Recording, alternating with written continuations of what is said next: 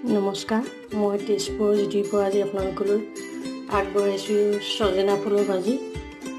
এয়া ছজনা ফুল মই বুটলি আনি ধুই লৈছোঁ।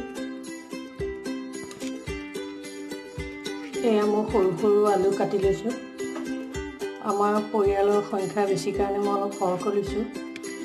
এয়া এটা পিঁয়াজ লৈছোঁ কাটি। এয়া নহৰু পাত। এই নহৰু পাত মই 4-5মান কুটি লৈছোঁ আৰু 3টা শুকান জলকীয়া লৈছোঁ। আৰু ভাজিবৰ কাৰণে তেল ল'ম, প্ৰয়োজন অনুসৰি দিম। তাৰপাছত হালধি নিমখ মই সোৱাদ অনুসৰি দিম। সেইখিনি আপোনালোকক দেখুওৱা নাই। এইখিনি ছজনা ফুল। এয়া মই এতিয়া কেৰাহীত তেল দিম। কেৰাহীখন মই গৰম হ'বলৈ দিছিলোঁ।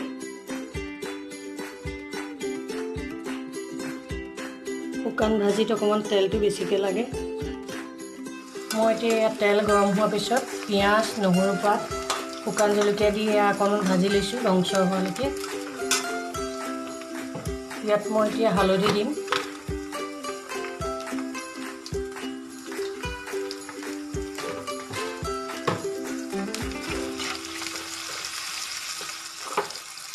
এতিয়া লাহেকৈ আলুখিনি বাকি দিম।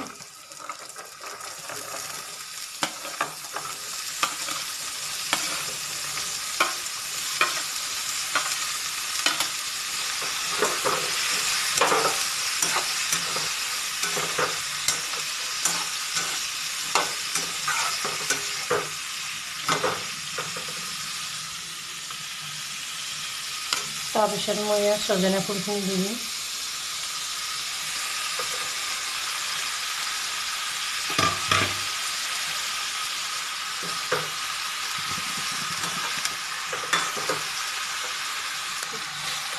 এয়া মই ছজনা আৰু আলু গোটেইখিনি বহাই দি এনেকৈ লৰাইছোঁ। এতিয়া মই ইয়াত নিমখ দিম।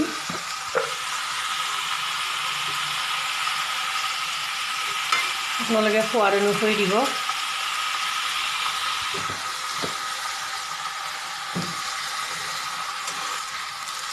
বহুতে চাগে এনেকৈ ছজনা ফুল ভাজি খাব পাৰি বুলি নাজানে, গতিকে আপোনালোকে ভিডিঅ'টো চাই এনেকৈ ছজনা ফুল ভাজি খাব।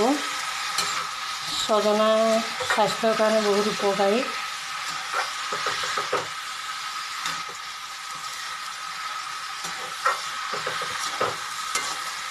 মই এতিয়া সিজিবৰ কাৰণে এনেকৈ অকণমান সময় ঢাকন মাৰি দিম।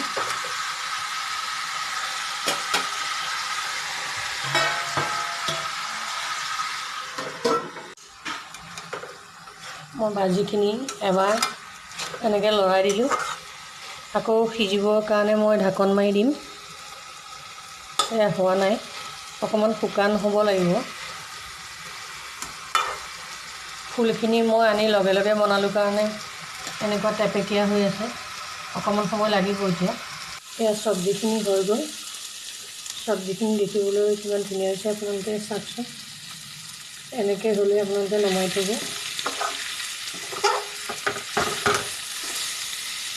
এতিয়া মই এয়া গৰমে গৰমে ভাতৰ লগত পৰিৱেশন কৰিব দিম। এয়া মই আজি দুপৰীয়া খাবৰ কাৰণে সাজু কৰিছোঁ এখন থাল। এয়া ভাত, আজি আমি দুপৰীয়া খাম। অকণমান বলিয়ৰা মাছ আছিলে, মই পিঁয়াজ আৰু ধনিয়া পাতৰ লগত ভাজিছোঁ, পিঁয়াজ পাত আৰু ধনিয়া পাতৰ লগত। এয়া ছজনা ফুলৰ আৰু আলু ভাজি। এয়া ৰহৰ দালি তৰকাৰী। এয়া কেইটামান কণবিলাহী সানি লৈছোঁ। গতিকে আমি দুপৰীয়া সাজটো আজি এনেকৈ খাম। আপোনালোকেও এনেকৈ ৰান্ধি পেলাই খাই চাবচোন। আপোনালোকে এই ভিডিঅ'টো চাই যদি ভাল পালে তেনেহ'লে লাইক কৰিব, শ্বেয়াৰ কৰিব, কমেণ্ট কৰিব আৰু ছাবস্ক্ৰাইব কৰিব আৰু কাষতে থকা বেল আইকনটো দবাই দিব। আজি বহুত দিনৰ মূৰত মই এই ভিডিঅ'টো আপোনালোকলৈ পঠালোঁ। গতিকে আশা কৰোঁ পিছৰ ভিডিঅ'বোৰ আপোনালোকে এনেকৈ চাব।